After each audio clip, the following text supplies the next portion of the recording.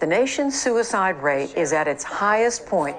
Tens of millions of women across the US do not have their right to an abortion. Global warming will change the world in the coming decades. Of this national crisis. Dangerous to our democracy. You don't know me, but you're not gonna need to for this. Close your eyes. Picture a room, any room. You're sitting down as you are now, and with your eyes closed, you make a fist with your right hand. Now keep your eyes closed. No matter what I say next, keep your fist shut. Now tell yourself to open your hand, but don't actually do it. Mentally continue to tell yourself to open your hand, but physically control your hand to stay shut. Don't open your hand. Open your eyes. What you just did was an exercise between your conscious and your subconscious. It is extremely difficult to separate your conscious from your subconscious because they both are deeply interconnected. Our conscience is what we are aware of, while our subconscious is made up of all the thoughts, feelings, and beliefs that we aren't aware of. For example, we may not be aware of the underlying feelings motivating our decisions or the thought patterns that lead to certain choices, but by understanding the relationship between our conscience and subconscious, we can begin to separate them and understand our behavior. You may be wondering why this was necessary for you to know. Well, there are 4 main issues that affect our daily lives. These issues are known to be our political issues, social and cultural issues, environmental issues, and economic issues. What a lot of people don't know is that these 4 main issues have one thing in common: human behavior. Human behavior has a profound effect on our world. Our behavior dictates how we treat each other, how we treat the planet, and how we use our resources. It affects the way we live our daily lives, the way we interact with our environment, and the decisions we make that shape our future. Now, what happens when something comes and trumps our systems of understanding? What happens when we experience trauma? How do we continue these consistent, healthy behavior patterns when it seems like the world is constantly bringing us down? What happens when the voices in your head start to overpopulate? What happens when the voices start to become your biggest enemy?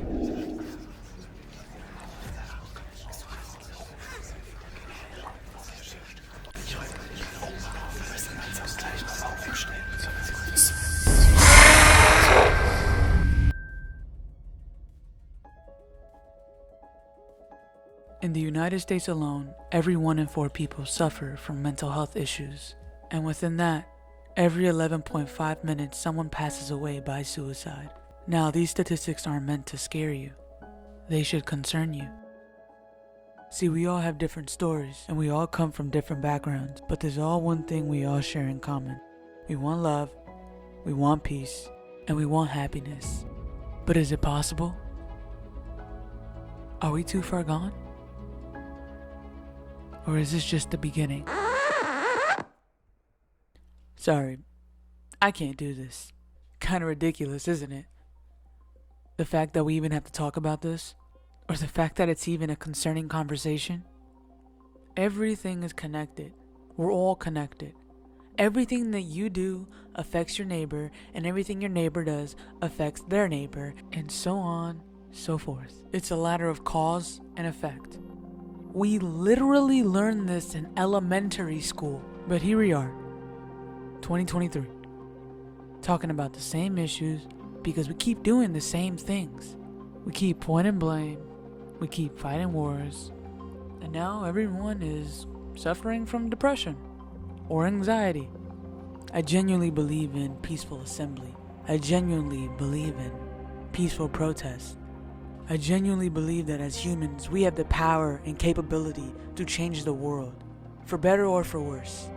But we can't be the only people fighting. But it all comes down to this.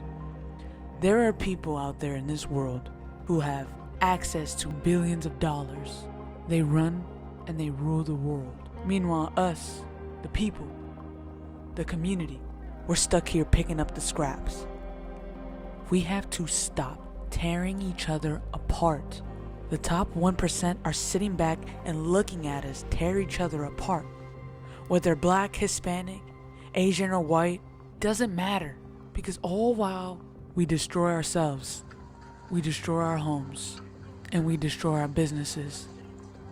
They pick up their checks, they take their money, and they go home.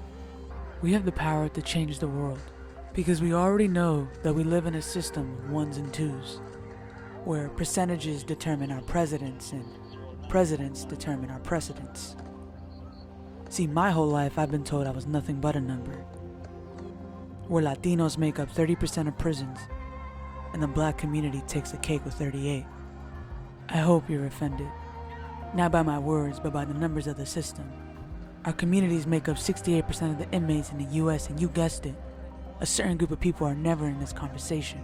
Aside from our downfalls and systems of oppression, depression infiltrates our communities and holds us by the throat with retention.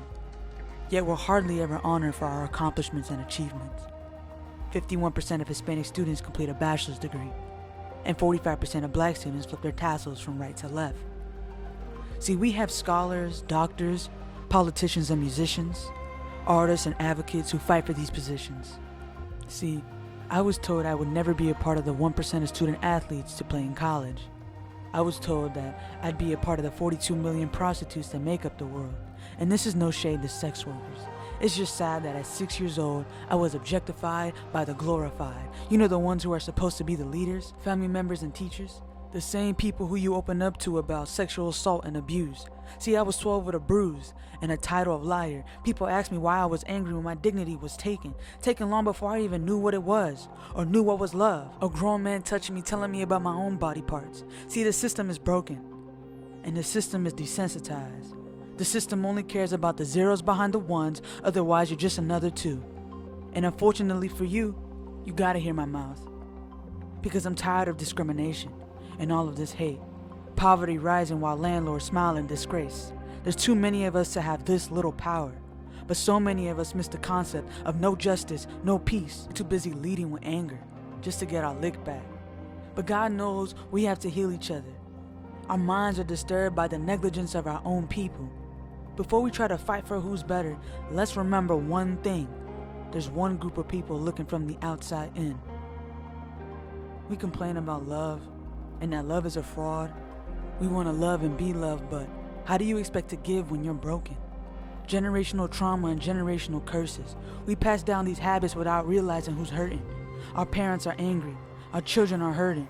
Our peers are suffering, and our minds are urgent for healing and urgent for liberation. We're living in a nation of stolen land and broken homes. The cries and yells of my ancestors roam the land we call home. It's time we step into our power, because I don't know about y'all, I'm tired of these cowards. Rest in peace to my ancestors, as I know that they'll guide me. Rest in peace to our old selves. I can hear your power calling. Our generation is so special because we're revolutionaries. There's no power that can hold us, because the only power that exists is within. So I'll leave you with this, and remember this sincerely. Who do you want to be? Who are you today? And what will you become tomorrow?